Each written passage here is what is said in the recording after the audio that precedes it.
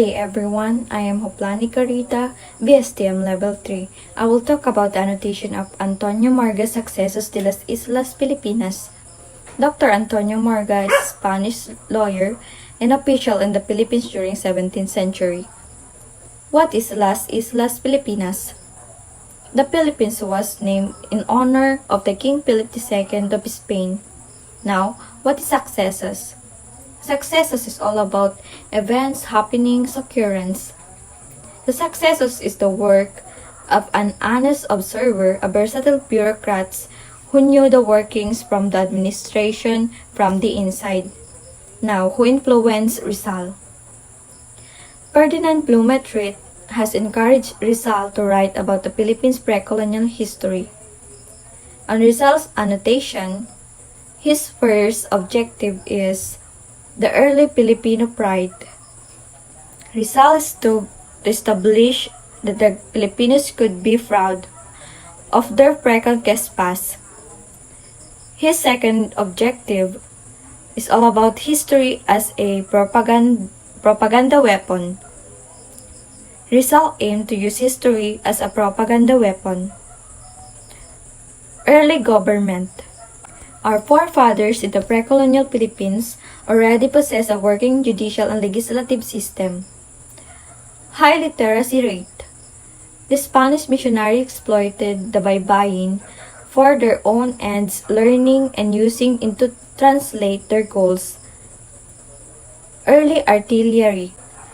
Our ancestors were very proficient in the art of war. Aside from wielding swords and spears, they also knew how to make fire guns and cannons. Smooth foreign relations. The pre-colonial Filipinos have already established trading and diplomatic relations with countries as far as the Middle East. Self-sufficient. In terms of food, our forefathers did not suffer from the lack thereof, blessed with such a resource-rich country. They had enough for themselves and their families. Next is advanced civilization.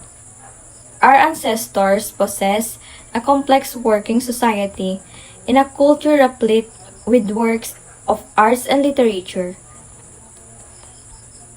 The important points of Sucesos de las Islas Filipinas.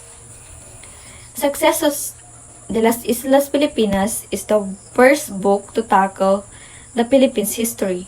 So, siya yung unang nagtackle ng Philippine history. The book discusses the political, social, economical aspect of the colonizer and the colonized country.